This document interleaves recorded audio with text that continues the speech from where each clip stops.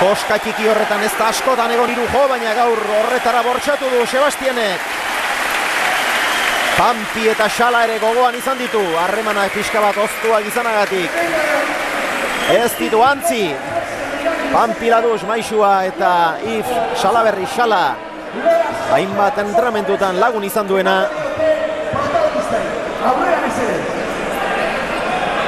Eta hor duzue Juan. Eta hor Sebastian, lehenbizi Lore Sortabana.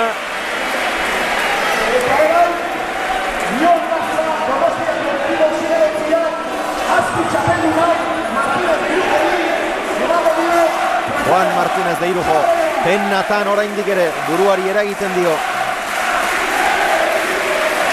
Triste dago mutila. Hainbeste jende bera babesten, hainbesteko laguntza, hainbesteko oiuak, animoak, eta berak eginalak egin ditu, baina Sebastianek gehiago jokatu du, merezita irabazi du gaurko txapela.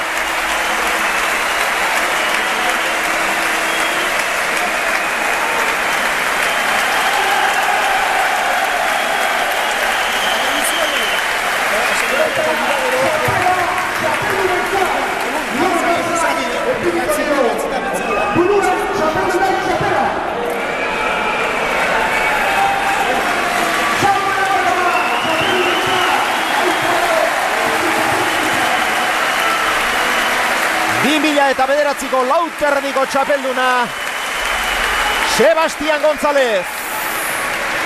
Eta oraintxe bertan ohartxo bat pasatu idate, gaur harrera arratseko bederatzi terdiak 10 inguruan azkainen egingo diote Axafla Baita izeneko ostatu ederraren aintzinean. Beraz, Gonzálezen jarraitzaileok badakizue. Gaur azkainen bertan Axafla Baita ostatuan harrera bederatzi terdiak 10 inguruan.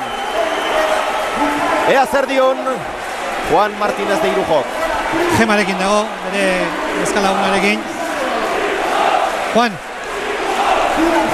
no ha podido ser. No ha podido ser, así es esto, no solo puede ganar uno. Pese a empezar jugando bien y cobrando una ventaja importante. Un juego con ventaja, pero bueno, ha estado tenso durante todo el partido y luego Sebas ha empezado a jugar. Ha jugado como una locomotora, ¿no? Le ha dado mucha velocidad, no ha fallado nada y la verdad que ha hecho un partidazo, ¿no? Sobre todo ha merecido ganar porque ha jugado mejor. Sobre todo a Bote le daba muchísimo.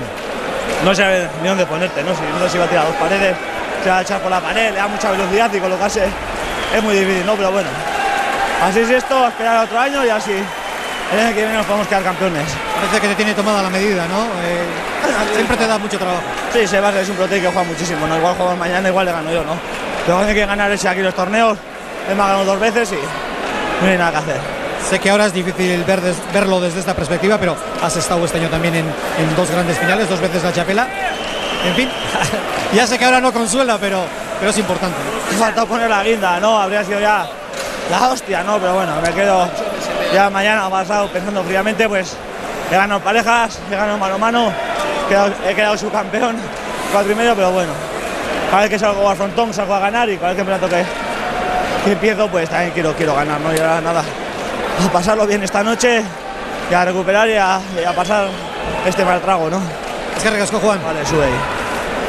Juan Martínez de Irujo, ez da ez urte txarra, buruz buru txapeldun, binaka txapeldun, eta lauterdian ere finalean izan da, baina dena irabazteko gai denak, dena nahi izaten du. Eta gainera finalean hasi den aldearekin hasita, pena handiago emango dio, baina hauxe da pilota, hauxe da kirola, kirolaren handitasuna.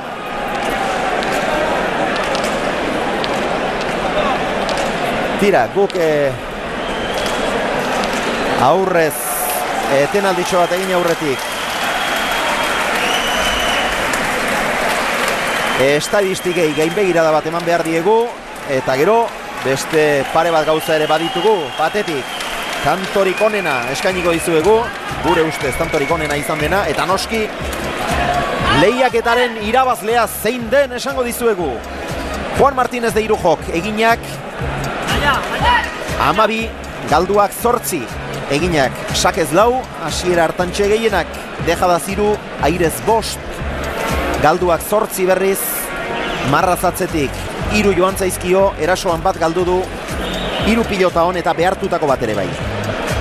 Sebastian Gonzalezek eginak 14, sakez 3, bipareta 3, dejadaz bat, aire 3, moztuta bat, zabalean bat, luze jota 2. Marrazatzetik 4 joan zaizkio, beste 3 pilota hon galdu ditu, behartutako bat ere bai, denera 6 alegia, 2 gutxiago galdu eta 2 gehiago egin, 4 tantoz irabazi du merezimendu osoz gure irudiko 22 eta 18. Sebastian Gonzalezek 200 eta 45 pilotaka da izan dira, 54 minutu eta 29 segundo jokoaren iraupena, partidarena, 10 minutu eta 46